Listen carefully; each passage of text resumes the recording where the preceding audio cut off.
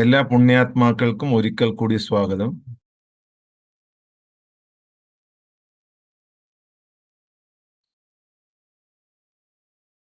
വരുന്ന ദിവസങ്ങളിലെ ക്ലാസ്സുകൾ വളരെ പ്രധാനമുള്ളതാണ്. അതുകൊണ്ട് തന്നെ ആരും മിസ്സാക്കരുത്.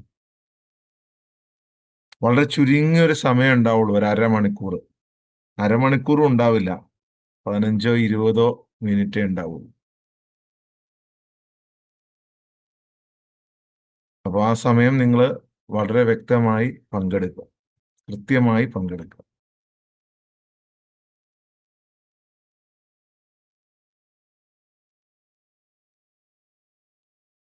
ഉം.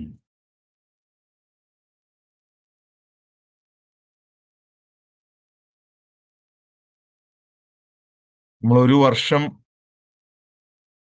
കഴിഞ്ഞ ഏപ്രിൽ 28-നാണ് ഈ ഒരു പ്രോഗ്രാം ഈ ഒരു പ്ലാറ്റ്ഫോമിൽ സൂമിൽ നമ്മൾ സ്റ്റാർട്ട് ചെയ്യുന്നത്.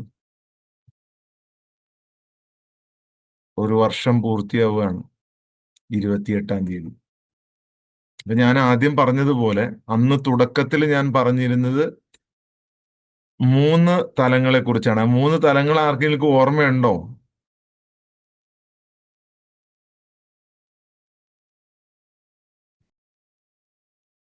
മൂന്ന് തലങ്ങള് ആർക്കെങ്കിലും ഓർമ്മയുണ്ടോ?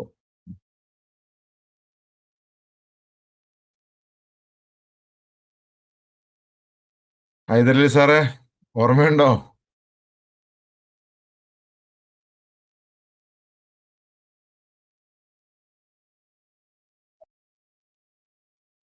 3 തലങ്ങൾ ഏതൊക്കെയാണെന്നുള്ളത്? ഇല്ല സർ, ഞാൻ ഓർക്കുന്നില്ല. ഉം. പറഞ്ഞു കഴിഞ്ഞാൽ സാറിന് മനസ്സിലാവും അല്ലെ? കമാൻഡിങ് സോള് ഇപ്പൊ ഓർമ്മ വന്നില്ലേ? Commanding soul, reproaching soul, reassured soul, അല്ലേ? ആ.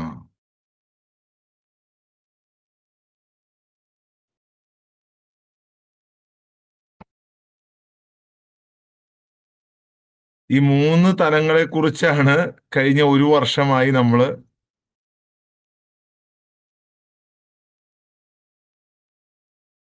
പ്രാക്ടീസ് ചെയ്യുന്നതും ഏകദേശം ആ ഒരു ഇതിലേക്ക്, ഒരു ലെവലിലേക്ക് സ്ഥിരമായി പങ്കെടുക്കുന്നവർ.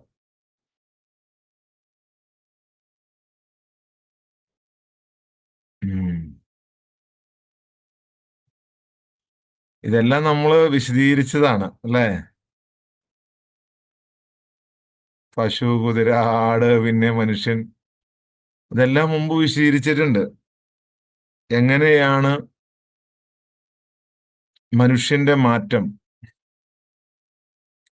രജോ ഗുണം, തമോ ഗുണം, ഇത് എല്ലാ ധർമ്മങ്ങളിലും ഉണ്ട് ഇതിനെക്കുറിച്ച്. പക്ഷെ ഇതിന്റെ റൂട്ട് കൃത്യമായി പഠിപ്പിക്കാത്തതാണ് സാധാരണക്കാർക്ക് ഇത് അപ്രാപ്യമായത്. എന്നാൽ സാധാരണക്കാർക്ക് അല്ലാത്തവർക്ക് ഇത് പ്രാപ്യമായിട്ടുണ്ടോ? അതുമില്ല. ഭൂമിയിലെ സകല മനുഷ്യരിൽ നിന്നും ഇതിനെ മറച്ചു വെക്കപ്പെട്ടിട്ടുണ്ട്. അപ്പൊ ആ 3 തലങ്ങൾ, ഇനി നിങ്ങൾക്കത് കൃത്യമായിട്ട് ഇത് ഓർമ്മ വരുന്നില്ല എന്നുണ്ടെങ്കിൽ കഴിഞ്ഞു പോയ ക്ലാസ്സുകളിൽ ഇത് വിശദീകരിച്ചിട്ടുണ്ട്. അപ്പൊ നിങ്ങളത് പോയിട്ട് കാണുക.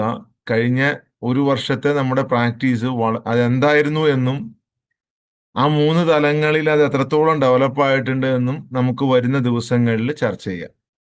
അപ്പൊ അതിന് നമ്മുടെ ഒരു അപ്ഗ്രഡേഷന്റെ മുന്നോടിയായിട്ടാണ് ഇന്ന് ഞാൻ നിങ്ങളോട് ചില കാര്യങ്ങൾ സൂചിപ്പിക്കാൻ ആഗ്രഹിക്കുന്നത്.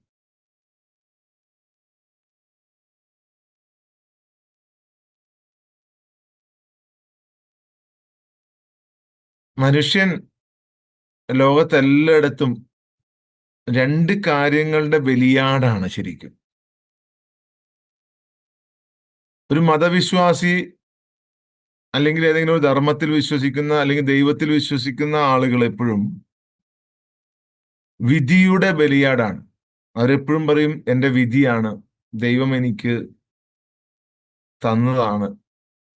ഏഹ് ഇത് അനുഭവിക്കുകയല്ലാതെ വേറെ മാർഗമില്ലല്ലോ എന്ന് മനുഷ്യൻ പറഞ്ഞുകൊണ്ടിരിക്കും. വിശ്വാസികളിൽ 99.99% ഈ നിലപാടുള്ളവരാണ്. രണ്ടാമതൊരു വിഭാഗം എന്ന് പറയുന്നത് സ്വതന്ത്ര ഇച്ഛാശക്തിയുടെ ബലിയാടാണ്. അത് നിരീശ്വരവാദികളാണ്, യുക്തിവാദികളാണ്. അവർ പറയും പൂർണ്ണമായും മനുഷ്യൻ തന്നെയാണ് അവന്റെ കാര്യങ്ങൾ തീരുമാനിക്കുന്നത്, അതിൽ വേറൊരാൾക്കും പങ്കില്ല, ഒരു ശക്തിക്കും മനുഷ്യനെ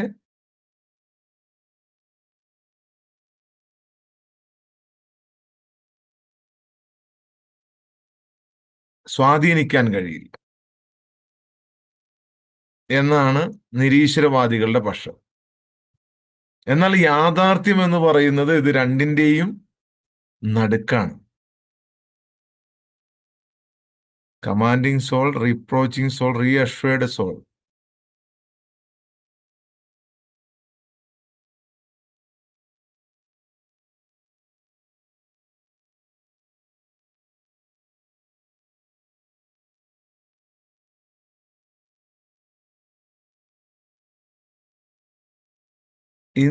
മെയിൻ ആയിട്ടുള്ള പ്രശ്നം എന്ന് പറയുന്നത് മനുഷ്യനെ ഇതിൽ നിന്ന്, ഈ സത്യത്തിൽ നിന്നും തടഞ്ഞു നിർത്തുന്നത്. വിധിയുടെയും സ്വതന്ത്ര ഇച്ഛാശക്തിയുടെയും നടുക്കുള്ള നേർവഴിയിൽ നിന്നും മനുഷ്യനെ തടഞ്ഞു നിർത്തുന്ന നേരിയ ഒരു തടസ്സമാണ്, അല്ലെങ്കിൽ വലിയൊരു തടസ്സമാണ് എന്ന് പറയാം. ആ തടസ്സം എന്ന് പറയുന്നത് മനുഷ്യന്റെ അറിവാണ്, ലോജിക്കാണ്, യുക്തിയാണ്, അല്ലെങ്കിൽ ആ അറിവ് പകർന്നു തരുന്ന ഗുരുവാണ്. ഞാൻ ഈ ഗുരു എന്ന് പറയുമ്പോൾ നിങ്ങൾ ഒരിക്കലും സാധാരണ എന്തെങ്കിലും കാര്യങ്ങളും അറിവുകളും അക്ഷരങ്ങളും ഒക്കെ പഠിപ്പിക്കുന്ന ഗുരുനാഥന്മാരെ നിങ്ങൾ എടുക്കരുത്. ആത്മീയ തലത്തിൽ നിങ്ങളെ നയിക്കുന്ന ഗുരുനാഥന്മാരാണ്. ഇപ്പോ ആത്മീയ തലവുമില്ല, ഗുരുനാഥന്മാരുമില്ല. ഇപ്പൊ നയിക്കുന്നത് മൊബൈലാണ്. മൊബൈലില് ഇപ്പൊ ആപ്പിളിന്റെ ഒക്കെ പുതിയ ഫംഗ്ഷൻ എന്ന് പറഞ്ഞു കഴിഞ്ഞിട്ടുണ്ടെങ്കിൽ ഡെയിലി പ്ലാനിങ് ആണ്. ഓട്ടോമാറ്റിക് AI നിങ്ങളുടെ എല്ലാ കാര്യങ്ങളും മനസ്സിലാക്കി AI നിങ്ങൾക്ക് ഡെയിലി പ്ലാനിങ് തരും. നിങ്ങളൊന്നും ചെയ്യണ്ട, നിങ്ങളുടെ ഇത്രയും കാലത്തെ ജീവിതം മനസ്സിലാക്കി അത് ആർട്ടിഫിഷ്യൽ ഇന്റലിജൻസ് വിലയിരുത്തി. ഇപ്പൊ ബിസിനസ് എല്ലാം അങ്ങനെയാണല്ലോ നടക്കുന്നത്. അതായത് ഫേസ്ബുക്ക്, ഇൻസ്റ്റാഗ്രാം, യൂട്യൂബ്, നിങ്ങൾ ഏതില് നിങ്ങൾ സംസാരിക്കുന്നത് എന്താണോ അതിനെ നിങ്ങൾക്ക് കാണിച്ചു തരും. വീട്ടിൽ അരി തീർന്നു എന്ന് പറഞ്ഞു കഴിഞ്ഞാൽ പിന്നെ അരിയുടെ പരസ്യമായിരിക്കും നിങ്ങൾക്ക് വരിക. ശ്രദ്ധിച്ചിട്ടില്ലേ? ഒരു ഷർട്ട് വാങ്ങാറായി എന്ന് പറഞ്ഞു കഴിഞ്ഞാൽ ഉടനെ തന്നെ പിന്നെ അറിയാം അതിന് ഷർട്ട് നിങ്ങൾ എന്നാണ് വാങ്ങിയത്, എത്ര നാൾ കഴിഞ്ഞ് നിങ്ങൾ ഷർട്ട് അപ്പോ പുതിയ ടെക്നോളജി എന്താണെന്ന് വെച്ച് കഴിഞ്ഞാൽ മൊബൈലിന് അറിയാം നിങ്ങളെ വളരെ വ്യക്തമായി. നിങ്ങളെ ഇത്രയും കാലം നിങ്ങളൊരു 5 വർഷമോ 10 വർഷമോ ഒക്കെ ആയി മൊബൈൽ ഉപയോഗിക്കുന്നുണ്ട് എന്നുണ്ടെങ്കിൽ നിങ്ങളുടെ ഓരോ നീക്കവും, നിങ്ങളുടെ ഇമോഷൻസിനെ വരെ മൊബൈലിന് അറിയാം. സോ ഇന്ന് ലോകത്ത് മനുഷ്യരുടെ ഗുരുവായി ആർട്ടിഫിഷ്യൽ ഇന്റലിജൻസും മൊബൈലും മാറിയിരിക്കുകയാണ്. ഈ മൊബൈല് നിങ്ങൾക്ക് ഡെയിലി പ്ലാനിങ് തരും. ഈ ഡെയിലി പ്ലാനിങ്ങിലൂടെ നിങ്ങൾ സഞ്ചരിക്കുമ്പോൾ അത് വലിയൊരു കുരുക്കാണ്, വലിയൊരു ചതിയാണ്. നിങ്ങൾക്ക് വേറെ ഒന്നും ചിന്തിക്കാനോ, നിങ്ങളെക്കുറിച്ച് സ്വയം ചിന്തിക്കാനോ, നിങ്ങളുടെ സത്യത്തെക്കുറിച്ച് മനസ്സിലാക്കാനോ ഒരു ഗ്യാപ്പ് പോലും ഈ ഡെയിലി പ്ലാനിങ് നിങ്ങൾക്ക് തരില്ല. കാരണം എന്ന് വെച്ച് കഴിഞ്ഞാൽ നിങ്ങളെ വ്യക്തമായി മനസ്സിലാക്കി ആർട്ടിഫിഷ്യൽ ഇന്റലിജൻസിന്റെ സഹായത്തോടു കൂടി രാവിലെ എഴുന്നേറ്റാൽ നിങ്ങൾ എന്ത് ധ്യാനം ചെയ്യണം, എന്ത് മെഡിറ്റേഷൻ ചെയ്യണം, എന്ത് യോഗ ചെയ്യണം, അല്ലെങ്കിൽ എന്ത് എക്സസൈസ് ചെയ്യണം, നിങ്ങളുടെ വെയിറ്റ് എത്രയാണ്, നിങ്ങളുടെ മാനസികാവസ്ഥ എന്താണ്, രാവിലെ കേൾക്കേണ്ട പാട്ട് എന്താണ്, അതിനുശേഷം നിങ്ങൾ ചെയ്യേണ്ട നെക്സ്റ്റ് ഡ്യൂട്ടി എന്താണ്, ബിസിനസ്സിനായി നിങ്ങളുടെ പ്ലാനിങ്ങൾ എന്തൊക്കെ ചെയ്യണം എന്ന് തുടങ്ങി രാവിലെ മുതൽ ഉറങ്ങുന്നത് വരെയുള്ള ഡെയിലി പ്ലാനിങ് ആർട്ടിഫിഷ്യൽ ഇന്റലിജൻസ് ഇനി മനുഷ്യർക്ക് നൽകും. ഭൂരിപക്ഷം ജനങ്ങളും അതിലൂടെ പോയാൽ വിജയം കരസ്ഥമാക്കാം എന്ന് വിശ്വസിച്ച് അതിലൂടെ പോവുകയും ചെയ്യും. നമ്മൾ ഓൺലൈൻ ഒന്നും ഉപയോഗിക്കില്ല എന്ന് പറഞ്ഞാൽ നമ്മളെല്ലാവരും ഇന്ന് ഓൺലൈൻ ഉപയോഗിച്ചുകൊണ്ടിരിക്കുകയാണ്. പക്ഷെ വരുന്ന തലമുറ ആ പ്ലാനിങ്ങിലൂടെ ആയിരിക്കും സഞ്ചരിക്കുക. അപ്പൊ അവരുടെ ഗുരുനാഥന്മാരായി അവിടെ മൊബൈല് മാറും, അല്ലെങ്കിൽ ആർട്ടിഫിഷ്യൽ ഇന്റലിജൻസ് മാറും. ഇതിലേക്കെല്ലാം നമ്മെ നയിക്കുന്നത് എന്താണ്? അത് നമ്മൾ വളരെ വ്യക്തമായി മനസ്സിലാക്കണം. ഇതിലേക്കെല്ലാം നമ്മളെ നയിക്കുന്നത് നമ്മുടെ മനസ്സാണ്, ഈഗോയാണ്. ആത്മാവ് എന്നും സ്വതന്ത്രമാണ്, അതെന്നും ഫ്രീ ആണ്. അതിന് ലിമിറ്റുകളില്ല, അതിന് പ്രതീക്ഷകളുമില്ല. ആത്മാവിന് പ്രതീക്ഷയില്ല. പ്രതീക്ഷകൾ എപ്പോഴും മനസ്സിനും ശരീരത്തിനുമാണ്. നിങ്ങൾക്ക് പലപ്പോഴും പല കാര്യങ്ങളും നടക്കുന്നില്ല എന്ന് നിങ്ങൾക്ക് തോന്നുന്നുണ്ട്. ഞാൻ പൂർണ്ണമായും സമർപ്പിച്ചു, പൂർണ്ണമായും സറണ്ടർ ചെയ്തു, എന്നിട്ട് എന്തേ എനിക്ക് ചില കാര്യങ്ങൾ നടക്കാത്തത് എന്ന് ചോദിച്ചു കഴിഞ്ഞാൽ നിങ്ങൾ അവിടെ പ്രതീക്ഷ വച്ചു പുലർത്തുന്നു എന്നതാണ് സത്യം. ഇതെല്ലാം നമ്മൾ പറയുമ്പോഴും ദൈവമാണ് എല്ലാം സംരക്ഷിക്കുന്നത്, ദൈവം എങ്ങനെയാണ് എല്ലാം തരുന്നത് എന്ന് അല്ല, ദൈവം ഒന്നും തന്നില്ലെങ്കിലും കുഴപ്പമില്ല, ഞാൻ ദൈവത്തെ സ്നേഹിക്കുന്നു എന്ന് പറയുമ്പോൾ പോലും നിങ്ങൾ ദൈവത്തിൽ നിന്നും എന്തോ ഒന്ന് പ്രതീക്ഷിക്കുന്നുണ്ട്. ഇല്ലെങ്കിൽ നിങ്ങൾ ഈ പ്രോഗ്രാമിൽ നിന്നോ എന്നിൽ നിന്നോ എന്തെങ്കിലും ഒന്ന് പ്രതീക്ഷിക്കുന്നു. എന്തോ ഒന്ന് നിങ്ങൾക്ക് പ്രതീക്ഷയുണ്ട്. ആ പ്രതീക്ഷകളാണ് പൈശാചികമായ ആഗ്രഹങ്ങളുടെ വളം എന്ന് പറയുന്നത്. പ്രതീക്ഷ ഉണ്ടാകുമ്പോൾ മനുഷ്യൻ സ്വയം അടിമത്തം വിലയ്ക്ക് വാങ്ങുകയാണ്. ഇത് നിങ്ങൾക്ക് അറിയാൻ കൂടി കഴിയില്ല. എനിക്ക് പ്രതീക്ഷയില്ല എന്നൊക്കെ നിങ്ങൾ പറഞ്ഞാലും ഒരു പ്രതീക്ഷ, അത് ചിലപ്പോൾ നിങ്ങൾക്ക് ആവശ്യമുള്ളതായിരിക്കില്ല, എന്നാലും നിങ്ങൾക്ക് ആഗ്രഹം.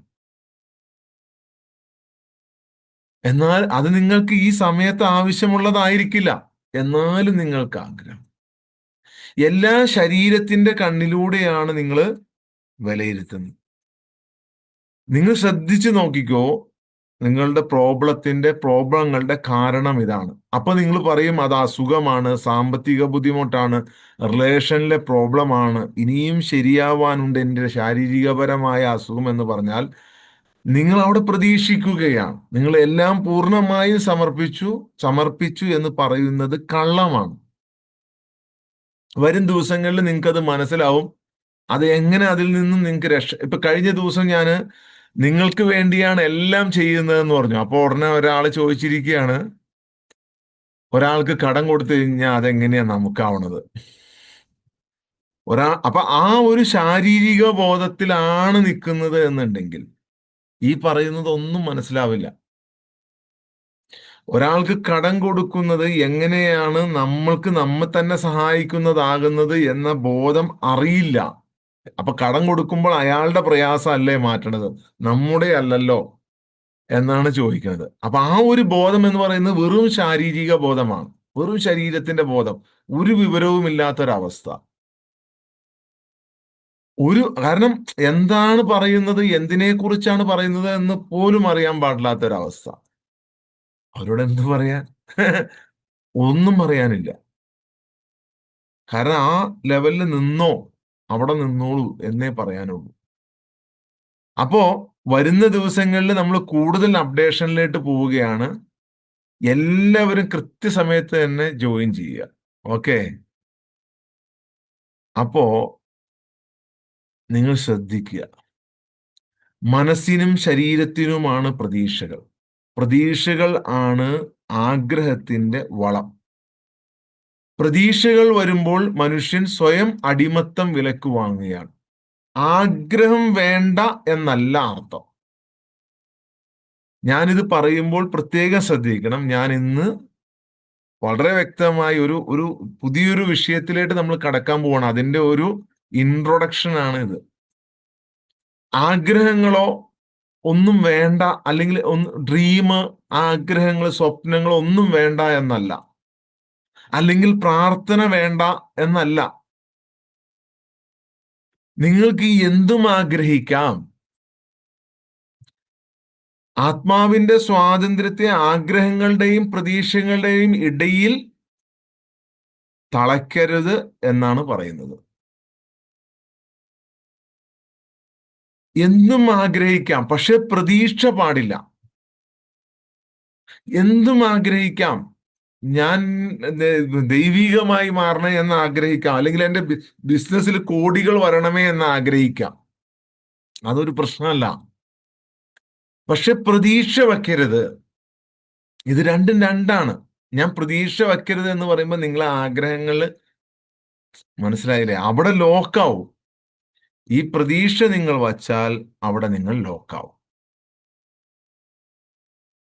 പൂർണ്ണ സമർപ്പണം എന്ന് പറഞ്ഞു കഴിഞ്ഞാൽ ആഗ്രഹമുണ്ട്, പക്ഷെ 1% പോലും പ്രതീക്ഷയില്ലാത്തതാണ്. 1% പോലും പ്രതീക്ഷയില്ല.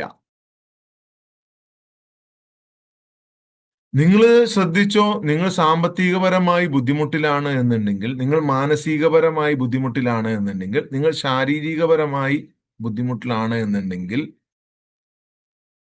ഉറപ്പായിട്ടും നിങ്ങൾ ദൈവത്തിൽ ഒരു പ്രതീക്ഷ വച്ച് ഒരു കാര്യം ചെയ്യുന്നുണ്ടാവും. മനുഷ്യന്റെ സകല ആചാരാനുഷ്ഠാനങ്ങളും പ്രതീക്ഷകളുടെ പുറത്താണ്.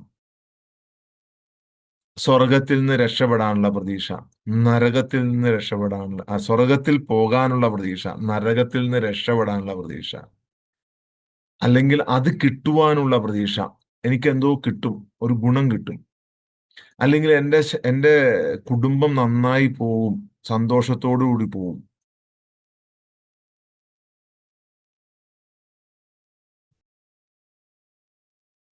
അത് പറഞ്ഞാൽ പോരാ. എൻ്റെ ഇഷ്ടമല്ല, അങ്ങയുടെ ഇഷ്ടം നടക്കട്ടെ എന്നത് വെറും വാക്കുകൊണ്ടല്ല ഉണ്ടാവേണ്ടത്. ഓക്കെ, അതാണ് കൺസെപ്റ്റ്. ആ കൺസെപ്റ്റിലേട്ടാണ് നമ്മൾ പോകുന്നത്. ആ കൺസെപ്റ്റ് എന്ന് പറയുന്നത് വളരെ ചെറിയൊരു കൺസെപ്റ്റ് മാത്രമാണത്. അതിനപ്പുറമുള്ള തലങ്ങളുണ്ട്. ഓക്കെ. ആ നിങ്ങൾ പ്രതീക്ഷകൾ ഉണ്ടാകുമ്പോൾ മനസ്സുമായിട്ട് വളരെ ചെറിയ, വളരെ നാരോ ആയിട്ടുള്ള ഒരു കരാറ് നിങ്ങൾ ഉണ്ടാക്കുന്നു. പ്രതീക്ഷ ഉണ്ടാകുമ്പോൾ വളരെ നാരോ ആയിട്ടുള്ള ഒരു കരാറ് മനസ്സുമായിട്ട് ഉണ്ടാക്കേണ്ടത്. അതോടുകൂടി സമർപ്പണം ഇല്ല എന്നുള്ളതാണ്.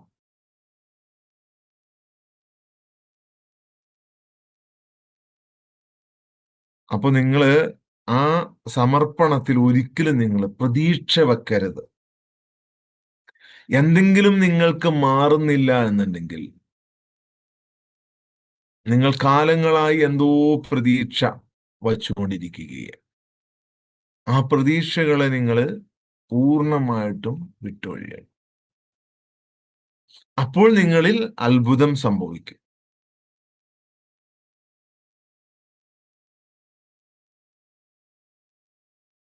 നമ്മൾ ഒരു കാര്യം ആഗ്രഹിച്ചു, ഒരു കാര്യം പ്രാർത്ഥിച്ചു, പിന്നെ അത് കിട്ടുമോ ഇല്ലയോ എന്നുള്ളത് നമ്മൾ പ്രതീക്ഷിക്കുന്നില്ല.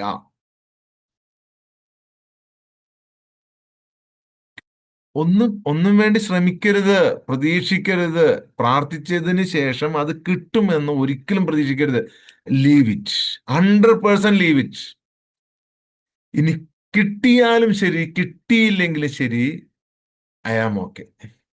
ഇതാണ് സമർപ്പണം. ഓക്കെ.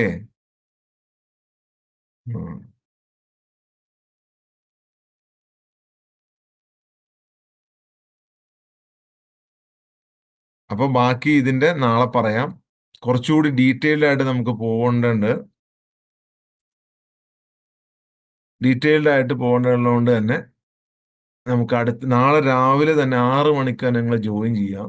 നമ്മൾ ഈ ആത്മാവിന്റെ 3 തലങ്ങൾ കഴിഞ്ഞ് അടുത്ത 4 തലങ്ങൾ എങ്ങനെയാണ്, ആ തലങ്ങളിലേക്ക് പോകുന്നത് എങ്ങനെയാണ് എന്നൊക്കെ നമുക്ക് ഡിസ്കസ് ചെയ്യാം. ഓക്കെ.